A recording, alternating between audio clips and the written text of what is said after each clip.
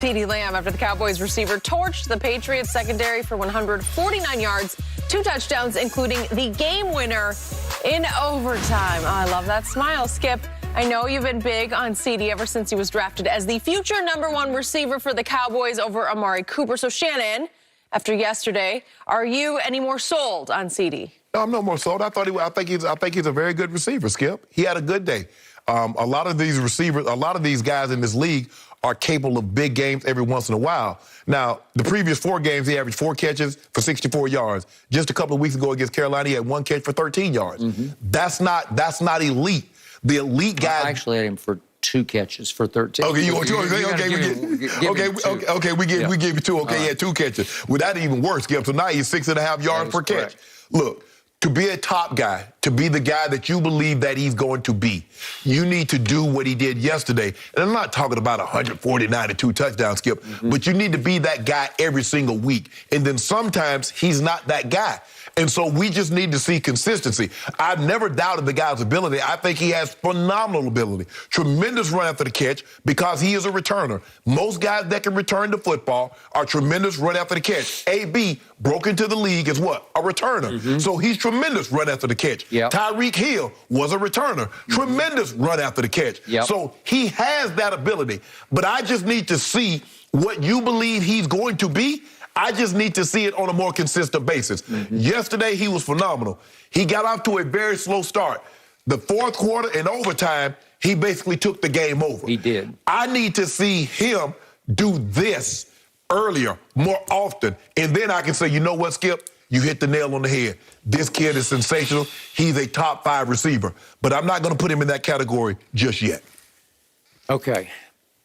I raved about this kid when he was at the University of Oklahoma because he was all they had. They were not loaded in depth at receiver. And when in doubt, it goes to CeeDee, and he was run after catch like crazy. Like Texas couldn't get him on the ground. I remember that one he had against Texas. Remember? They just couldn't get him. They couldn't tackle him. 2, 3 tacklers couldn't get him on the ground. So he led college football in yards per catch at 20-some yards a catch. His last year at the University of Oklahoma. So when they stole him on draft night because he fell all the way to them when they had him much higher on the board, I just proclaimed the next day he will soon be Dallas's #1 receiver over Amari Cooper. And it has been slow to happen, but I believe yesterday was his coming out party. I believe that yesterday the team saw, because they see it in practice every day, he's our go-to. He's our #1. But here's been the shock about the CeeDee that I watched in college. When I saw him in Hard Knocks, that's the first up close and personal I got to see him behind the scenes. And his personality was quieter than I thought. He was way more reserved than what I thought. And all of a sudden, I've got a #1 and a 1A receiver, whichever way you want to look at it, and both of them are non-divas, right? What is the typical NFL receiver is get out of my way and throw me the damn ball, right? But the thing is with him, different than Amari, Amari catches a touchdown, Amari, no celebration. Amari gets a first down, no celebration. CeeDee, every first down he does a little one. Just a little. And remember, Skip, he waved goodbye. It's over for you. Get on up out of here. I think he's coming out of his shell, and he came way out in the 4th quarter and overtime yesterday. And remember what Dak said, just standing on the sidelines watching him catch a go route during the Hard Knocks? He said, it's like he walks under go routes. Well, it is. And the go route he hit him with on the Giants, that was spectacular.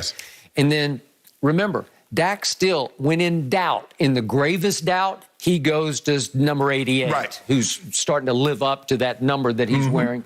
Could we see the throw that, remember, on opening night at Tampa, it's 3rd and long late in the game at the 2-minute warning and 3rd and 11, and they just say, let's go to 88. And here's red option. And guess who got loose and ran after catch? And they got 31 yards, which set up the field goal that I thought might win it, but they left the GOAT 1 minute and 24 seconds. So to your point, when I look at the game log, I see hits and misses. But to your point, like even against Philadelphia and then Carolina back-to-back at home, he was just kind of quiet. I mean, like he's quiet as he was in Hard Knocks. Well, that's no good, because I'm going to remind you what just really started your engine over there was our man Megatron, Calvin Johnson. Right. Remember, he was asked, what young receiver do you think is about to emerge as the go-to guy, you know, the guy? And he said, I love seeing CeeDee Lamb. I love watching that kid go up and make a play on the ball. He will high point the ball. Well, that's what he does. Yeah, he does. He does high point the ball. But Skip, we got a lot of young receivers. Jamar Chase. Okay, I got it. I got it. But Megatron went on to rave about CeeDee Lamb. The guy's elusive. He's not a tiny receiver. He's not a huge receiver, but... Well, he's slim, Skip. He's like 6'2". What do you think he goes? 200? Maybe 200. He's like slim strong. Right, but he got stronger in the weight room. And Megatron goes on to say he likes to go up and make a play. I see a guy who goes up and uses his hands to high point the ball. We see all that. But he is explosive after the catch. Right. So he's starting to remind me a little bit of who I think is the best receiver in pro football, and Aaron Rodgers benefits from him every Sunday, because Davante Adams is just beasting people. he just plays with such swagger and explosion. Yeah. He just snatches the ball, and he's running so physically that they can't cover him. He's so smooth in and out of his breaks. And Skip, the thing is, I think the difference is between CeeDee and Davante is Davante knows I'm getting 10 targets. Yeah.